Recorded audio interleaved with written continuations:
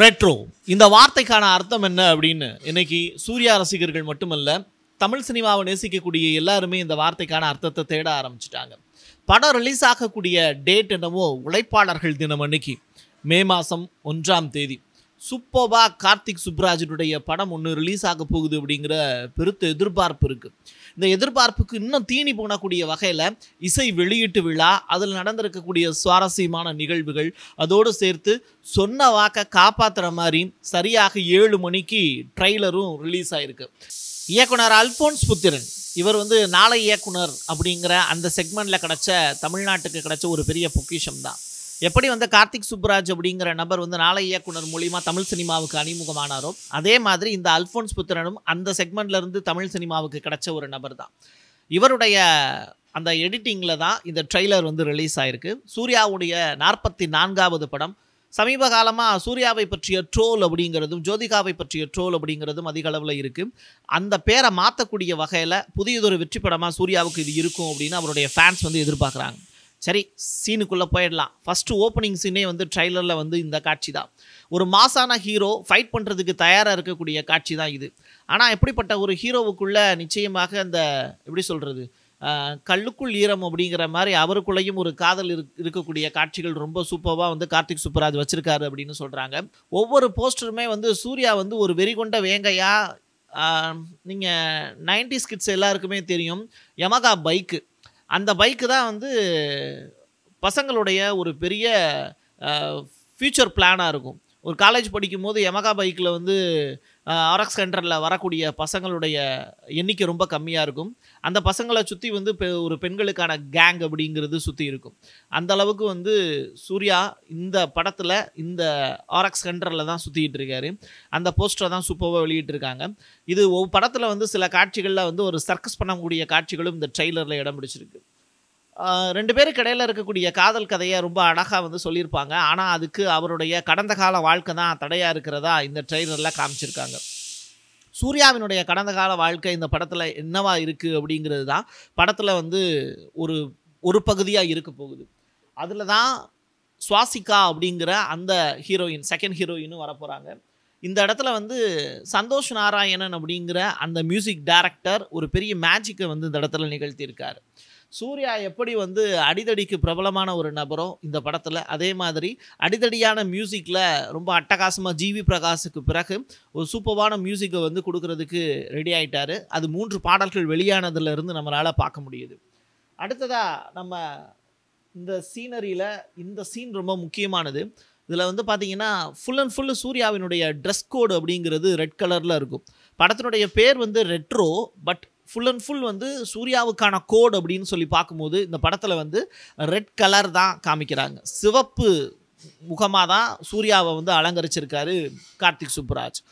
So இந்த இடத்துல நீங்கள் இந்த காட்சியை பாருங்கள். சூர்யாவினுடைய கெட்டப் ஒரு 1990களில் இருக்கக்கூடிய ஹீரோக்களுடைய ஸ்டைல் தான் சூர்யாட்ட பார்த்துருப்பீங்க.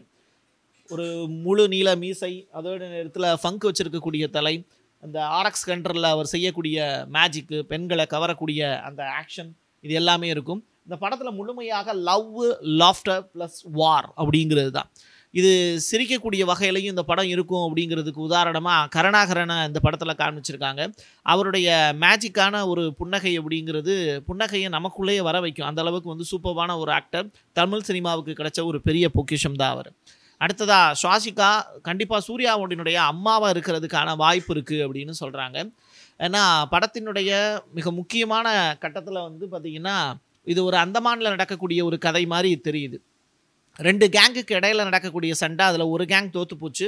மீதி இருக்கக்கூடிய கேங் எப்படி அந்த கேங்குக்குள்ளே சூர்யா போய் இணைகிறாரு, அவர் இணைஞ்சதற்கு பிறகு எப்படி அந்த கேங் இன்னொரு எதிர்த்தாப்பில் இருக்கக்கூடிய கேங் எப்படி ஜெயிக்கிறாரு அப்படிங்கிறது தான் படத்தினுடைய கதையாக இருக்க போகுது. ஸோ இதை தான் சிம்பிளாக சொல்கிறாங்க. இதை எப்படி படத்தில் காட்சிப்படுத்துகிறாங்க அப்படிங்கிறது தான். இந்த ஃபோட்டோ ரொம்ப முக்கியமானது. படத்தில் ரெட் கோட் அப்படிங்கிறது காண்பிச்சிருக்காங்க. அதே நேரத்தில் ஒரு குழந்தையினுடைய நெஞ்சில் பச்சை குத்தரக்கூடிய காட்சிகள் அரங்கேறுது. இது நிச்சயமாக சூர்யாவாக இருக்கும். எங்கேயோ ஒரு இடத்துல அடிமைப்பட்டு கிடக்கக்கூடிய ஒரு கூட்டத்தில் இருந்து வெளியில் வந்த ஒரு பையன் தன்னுடைய அம்மாவுக்காக நடத்தக்கூடிய ஒரு பெரிய போராக இருக்குமோ அப்படின்னு தோணுது. KGF 3 மாதிரியான ஒரு காட்சி படைப்பு இந்த இடத்துல இருக்கும். ட்ரெயினில் சூர்யா ஒரு ஒருத்தவரை அடிக்கும்போது சின்ன வயசில் அவர் தப்பிச்சு ஒரு இடத்துலேருந்து இன்னொரு இடத்துக்கு போகக்கூடிய காட்சிகள் மாதிரி தெரியுது. இந்த இடத்துல சூர்யா வைக்கக்கூடிய பஞ்ச் வந்து ரொம்ப முக்கியமானது. தன்னுடைய ரைட் ஹேண்டில் அவ்வளோ தூரம் ஒரு பவரை வந்து ட்ரெயினில் நடக்கக்கூடிய அந்த ஃபைட்டில் வந்து காமிச்சிருப்பார். அந்த அடி ஒவ்வொன்றும் இடி மாதிரியே இருந்தது. ட்ரைலர்லேயே போட்டிருக்கக்கூடிய மியூசிக் ஏற்ற மாதிரி செம்ம சூப்பராக இருந்தது. வளர்ந்ததற்கு பிறகு சூர்யாவை வந்து ஒரு பிளாக் ஸ்க்ரீனில் காமிக்கிறாங்க. அந்த ஸ்க்ரீனில் வந்து சூர்யா கொடுக்கக்கூடிய பஞ்ச் வந்து பார்த்தீங்கன்னா, நீங்கள் மாஸ்டர் படத்தில் வந்து நம்முடைய விஜய் சேதுபதி வந்து ரைட் ஹேண்ட் சைடில் வந்து சுபத்திர குத்துற மாதிரியான ஒரு காட்சி, அதே மாதிரியான ஒரு காட்சி வந்து இந்த இடத்துலையும் வந்து வச்சுருக்காங்க. இது படத்தில் வந்து நிச்சயமாக வந்து சூர்யா வந்து ஒரு பெரிய ஒரு கராத்தே மாஸ்டர் மாதிரி தெரியுது. அவர் அடிக்கக்கூடிய பஞ்ச் எல்லாமே வந்து பார்த்திங்கன்னா, ஒரு பஞ்ச் வந்து ப்ரூஸ்லியை ஞாபகப்படுத்தக்கூடிய வகையில் இருக்குது. ப்ரூஸ்லியினுடைய ஒரு ஷாட் வந்து பார்த்திங்கன்னா, கண்ணுமைக்கக்கூடிய நேரத்தில் வந்து கழுத்தில் அடிக்கிற மாதிரியான ஒரு காட்சி இருக்கும். அதே மாதிரியான ஒரு ஷாட் வந்து பார்த்திங்கன்னா இந்த இடத்துல வந்து கார்த்திக் சுப்புராஜ் சூர்யாவுக்கு வந்து கொடுத்துருக்காரு. ஸோ ஒரு கேங்கோட லீடர் அப்படின்னு சொல்லி பார்க்கும்போது இந்த இடத்துல 2 குரூப்புக்கு இடையில சண்டை நடக்குது. அதில் ஒருத்தவங்க வந்து ரெட் கலரில் இருக்காங்க, இன்னொருத்தவங்க கிரே கலரில் இருக்காங்க. இந்த 2 ட்ரெஸ் கோடுக்கு இடையில நடக்கக்கூடிய ஃபைட்டை வந்து சூப்பராக வந்து காண்பிச்சிருக்காங்க. அதுதான் படத்தினுடைய கிளைமேக்ஸாக இருக்க போகுதுன்னு சொல்கிறாங்க. படத்தினுடைய வில்லன் சொல்லக்கூடிய வார்த்தை, எனக்கு ஒரு சரியான ஒரு எதிர்த்தாப்பில் சண்டை போடுறதுக்கான ஒரு ஆளை கொண்டு வந்து காட்டுங்கடா அப்படிங்கிற மாதிரி. ஸோ ஒரே ஒரு ஆள் அப்படி ஒருத்தன் இருக்கான் அப்படின்னு சொல்கிறாங்க. அதுதான் நம்மளுடைய சூர்யாவாக இருக்கும். இந்த 2 பேருக்கு இடையில நடக்கக்கூடிய ஃபைட் சீனை கண்டிப்பாக ரொம்ப ரசிக்கக்கூடிய வகையில் இருக்குன்னு சொல்கிறாங்க. இன்னொரு புறம் என்ன அப்படின்னா, படத்தில் லாஃப்டர் அப்படிங்கிற வார்த்தை, ஒன்று கருணாகரன், இன்னொன்று ஜெயராம். ஒரு பீரியடில் வந்து ஹீரோவாக இருந்தவர், அதற்கு பிறகு வந்து தன்னுடைய குணச்சித்திர கதாபாத்திரங்களில் சூப்பராக ஜெயராம் நடிக்கக்கூடியவர். அந்த வகையில் இந்த படத்தில் வந்து ஒரு காந்தி ஜெயந்தி நடக்கக்கூடிய ஃபங்க்ஷனில் ஒரு மேஜிக் மேனாக வந்து அறிமுகமாகிறாரு. அப்படிப்பட்ட காட்சிகள் தான் அரங்கேறிருக்கு. அதற்கு பிறகு சூர்யாவினுடைய கேங்கில் வந்து அவர் வந்து இணையக்கூடிய காட்சிகள், அதற்கு பிறகு அவர் நடத்தக்கூடிய காமெடி காட்சிகள் எல்லாமே அரங்கேறும். அதற்கு பிறகு வந்து இந்த நபர் உங்களுக்கு தெரியும், ஜோஜு ஜார்ஜ். இவர் வந்து சூப்பராக ஆக்டர். இவர் வந்து சூர்யாவினுடைய அப்பா கேரக்டரில் நடிச்சிருக்காரு அப்படின்னு சொல்கிறாங்க. ஸோ இவரையும் வந்து பெரிய அளவில் எதிர்பார்க்கலாம். இவர் இந்த ட்ரெய்லர்லேயே வந்து ஒரு நல்ல ஒரு மாசான ஒரு சீன் இருக்கும். 2வது பூஜா ஹெக்டே. பூஜா ஹெக்டேயை பற்றி உங்களுக்கே தெரியும், சொல்லி தெரிய வேண்டியதில்லை. இந்த படத்தினுடைய ஃபஸ்ட்டு ஹீரோயின் அவங்க தான். சூர்யாவுக்கும் அந்த பூஜா ஹெக்டேவுக்கும் இடையில நடக்கக்கூடிய காதல் காட்சிகள் எந்த அளவுக்கு சுவாரஸ்யமாக இருக்க போகுது, அதை எப்படி கார்த்திக் சுப்புராஜ் வச்சுருக்காரு அப்படிங்கிறத படத்தை பார்த்து நம்ம தெரிஞ்சுக்கலாம். ஃபைட் சீனை பொறுத்தளவில் இந்த ஒரு சீன் போதும் சூர்யாவினுடைய ஷார்ப்பான ஒரு குணத்தையும், அவர் எப்பயுமே இந்த படம் முழுவதுமே ரொம்ப கோவமாக ஏன் இருக்கார் அப்படின்னு தெரியல. படம் பார்க்கக்கூடியவங்க கனிமா சாங் பார்த்துருப்பீங்க. அந்த கனிமா சாங்கில் கூட வந்து சூர்யா வந்து கோவமாகவே இருக்கிற மாதிரியான காட்சிகள் தான் படமாக்கப்பட்டிருக்கும். ஸோ சூர்யாவுக்குடைய கோவத்துக்கு பின்னாடி இருக்கக்கூடிய சம்பவம் என்ன அப்படிங்கிறது தெரில. இந்த 2 ஃப்ரேம் வந்து சூர்யாவினுடைய பவரை வந்து காமிச்சிருப்பாங்க. ஒரு கத்தியை வீசும்போது பிடிக்கக்கூடிய காட்சிகள் எல்லாமே ரொம்ப இன்ட்ரெஸ்டிங்கானது. நீங்கள் ட்ரெய்லரை பார்க்கும்போது ரொம்ப ஷாக்காக இருக்கும், பார்க்கவே நல்லாயிருக்கு. பூஜா ஹெக்டேவினுடைய இந்த இடத்துல உங்களுடைய கேரக்டர் அப்படிங்கிறது, அவங்க ஒரு வெட்டினரி டாக்டர் மாதிரி தெரியுது. ஒரு நாய்க்குட்டி வச்சுருக்காங்க. அதே நேரத்தில் இன்னொரு ஃப்ரேமில் அவங்களுக்கு பின்னாடி வந்து பார்த்திங்கன்னா ஒரு ஸ்டெதஸ்கோப், அதோடு சேர்த்து மான் கொம்புகள்லாம் இருக்கக்கூடிய காட்சிகள் இருக்குது. நிச்சயமாக அவங்க ஒரு வெட்டினரி டாக்டராக இருக்க வாய்ப்பு இருக்குது. ஸோ விலங்குகள் மீது பாசமாக இருக்கக்கூடியவங்க ரத்தத்தை பார்த்து எப்படி பயப்படுறாங்க, அவங்களுக்காக தன்னுடைய குணத்தை எப்படி வந்து சூர்யா மாற்றிக்கிறாரு அப்படிங்கிறது, மாற்றிக்கிட்டாரா இல்லையா அப்படிங்கிறது வேற கதை. அதுதான் வந்து படத்தில் காமிக்க போகிறாங்க. இந்த இடத்துல வந்து ஒரு புத்தருடைய சிலை, புத்தருக்கு பக்கத்தில் வச்சு சூர்யா பேசக்கூடிய காட்சிகள்லாம் ரொம்ப சுவாரஸ்யமாக தான் இருந்தது. அதில் சூர்யா சொல்லியிருப்பார், சூப்பரா நீ வந்து ஒரு புத்தர் மாதிரி, நான் வந்து ஒரு அரக்கன் மாதிரி அப்படிங்கிற ஒரு சம்பவம் வந்து பண்ணியிருப்பாங்க. கடைசியில் சூர்யாவை ஜெயிலில் காட்டுறாங்க. ஜெயிலில் வச்சு அவர் பாடல் பாடக்கூடிய காட்சி, ஒரு நல்ல ஒரு லவ் ஃபிலிம் வந்து இந்த இடத்துல இருக்கும் அப்படிங்கிறது தெரியுது. ஸோ ஜெயிலுக்குள்ளே சூர்யா ஆடக்கூடிய காட்சிகள் எல்லாமே பாடல் மூலிமா நம்ம பார்த்துருப்போம். இந்த இடம் தான் நான் சொன்ன விஷயம், வெட்டினரி டாக்டருக்கான விஷயம். ஸோ சூர்யாவினுடைய ஒவ்வொரு படத்துலையுமே சில சீக்வென்ஸ் இருக்கும். இப்போ அஜித்துக்கு வந்து எப்படி வந்து கடந்த படத்தில் குட் பேட் அக்ரியில் வந்து அவங்களுக்கு பின்னாடி வந்து ஒரு எருமை மாட்டினுடைய சிம்பிளை வச்சுருப்பாங்களோ, அதே மாதிரி சூர்யாவுக்கு வந்து பார்த்திங்கன்னா ட்ராகனுடைய சிம்பிளை வச்சுருக்காங்க. ஸோ வந்து இது சீனாவினுடைய சீனா படங்களுடைய தழுவல் வந்து இந்த படத்தில் இருக்கக்கூடிய இது இருக்குது. படத்தொகுப்பை வந்து பார்க்கும்போது அதை வச்சு புரிஞ்சுக்க முடியுது. இந்த ஷாட் தான் நான் சொல்லியிருந்தேன். இந்த ஷாட் வந்து ப்ரூஸ் லீயினுடைய ஃபேவரட்டான ஷாட்டு. இந்த ஷாட்டை வந்து படத்தில் வச்சுருக்காங்க. அதே மாதிரி சூர்யாவினுடைய ரைட் சைடில் வந்து அவருடைய ஒவ்வொரு பஞ்சுமே வந்து ரொம்ப ஸ்ட்ராங்காக இருக்கிற மாதிரி காமிச்சிருக்காங்க. ஏதோ ஒரு கான்செப்டில் இந்த படத்தை எடுத்திருக்காங்க. அந்த ஃபைட் சீன் வந்து அந்தளவுக்கு முக்கியத்துவம் வாய்ந்ததாக இருக்குது. அதே நேரத்தில் ஒரு பூட்டு போட்டு ஒரு பெரிய சுவர் ஒன்று காட்டுறாங்க. அந்த சுவத்துக்கு பக்கத்தில் வந்து பார்த்திங்கன்னா 4 பேர் நிற்கிற மாதிரியும் அது வந்து ஏதோ ஒரு வரலாற்று சின்னம் மாதிரி இருக்குது. இந்த வரலாற்று சின்னம் அப்படிங்கிறது நிச்சயமாக ஏதோ ஒரு அந்தமான் நிக்கோபார் தீவுகளில் வாழக்கூடிய காட்டுவாசிகளோடு தொடர்புடையது மாதிரி இருக்குது.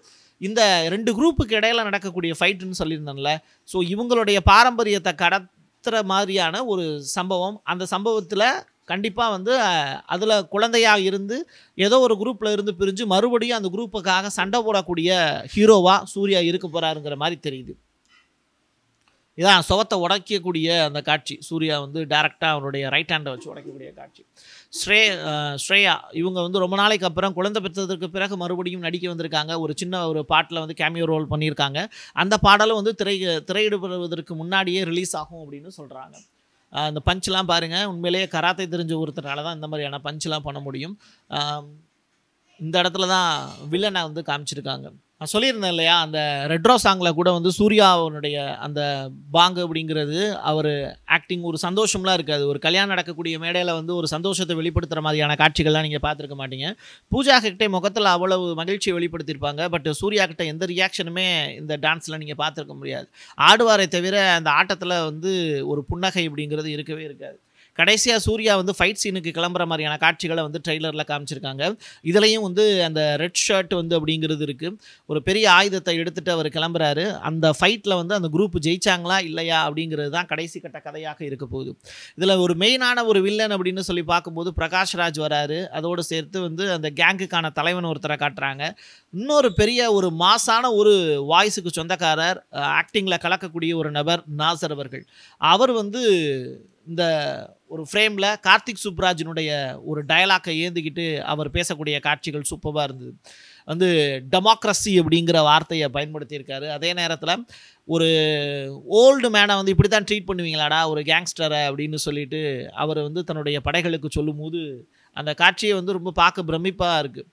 ரொம்ப சமவாக எடுத்திருக்காங்க. அதை நீங்கள் பார்த்தீங்க அப்படின்னா உங்களுக்கு புரியும். நம்ம வார்த்தைகளில் சொல்கிறத விட அதில் நாசர் வந்து உண்மையிலேயே வாழ்ந்து காமிச்சிருக்காரு. ரொம்ப அழகான ஒரு சூப்பரான ஒரு வில்லனாக தன்னை வந்து மெருகேற்றி அந்த இடத்துல வெளிப்படுத்தியிருக்காரு. அவர் பேசக்கூடிய டயலாக்கும் வந்து பார்த்திங்கன்னா அவருடைய வாய்ஸில் ரொம்ப சூப்பராக இருக்குது. இந்த இடத்துல ஜோஜி அவர்கள் சொல்லக்கூடிய டயலாக் ரொம்ப ஸ்ட்ராங்கான ஒரு டயலாக். மகனே நான் உனக்காக வரேன்டா அப்படின்னு சொல்லிட்டு சூர்யாவை பார்த்து சொல்கிற மாதிரியான காட்சிகள் தான் இடம்பெற்றிருக்கு. அப்போது ஜோஜுவினுடைய பையன் தான் சூர்யா அப்படிங்கிறது இந்த இடத்துல ரிவீல் ஆகுது. ஸோ படத்தை பார்க்கும்போது தான் தெரியும் எதனால் இவங்க 2 பேரும் பிரிஞ்சாங்க அப்படிங்கிற ஒரு விஷயம். ஸோ இது வந்து இது வரைக்கும் இல்லாத ஒரு விஷயம் என்ன அப்படின்னா, ஃபிலிம் அப்படின்னு போடுவாங்க, மூவிம்பாங்க, இது டேரக்டருடைய இந்த மூவி அப்படிம்பாங்க. ஆனால் தமிழ் பசங்களுக்கு சொல்கிறது இது இவருடைய படம் அப்படிம்பாங்க. அதே மாதிரி இந்த கார்த்திக் சுப்ராஜ் அப்படிங்கிற அந்த தமிழன் வந்து அழகாக வந்து this is a Karthik Subbaraj படம் அப்படின்னே வந்து காண்பிச்சிருக்காங்க. படம் அப்படிங்கிறது அழகான தமிழ் வார்த்தை, அதை அப்படியே சூப்பராக இங்கிலீஷில் எழுதி காமிச்சிருக்காங்க. ரொம்ப நல்லா இருந்தது. வித்தியாசமான ஒரு முயற்சியாக பார்க்கப்படுது இந்த படத்தில் காமிக்கும் போதே. அதற்கு பிறகு வந்து சூர்யாவினுடைய என்ட்ரி அப்படிங்கிறது பெரிய அளவில் ஒரு சக்ஸஸை கொடுக்கும் அப்படின்னு சொல்கிறாங்க. அதுவும் உழைப்பாளர் தினம் அன்னைக்கு வந்து படம் ரிலீஸ் ஆக போகுது. கார்த்திக் சுப்ராஜினுடைய ரொம்ப நாள் தேடுதலுக்கு பிறகு அவருக்கு கிடைச்ச ஒரு நல்ல ஒரு ஹீரோ சூர்யா, அதை சூப்பராக அவர் பயன்படுத்தியிருப்பார் அப்படிங்கிற நம்பிக்கை நமக்கு இருக்குது. பார்ப்போம். படம் வெற்றி அடைவதற்கு பிரசாத் சிக்னேச்சருடைய வாழ்த்துக்கள்.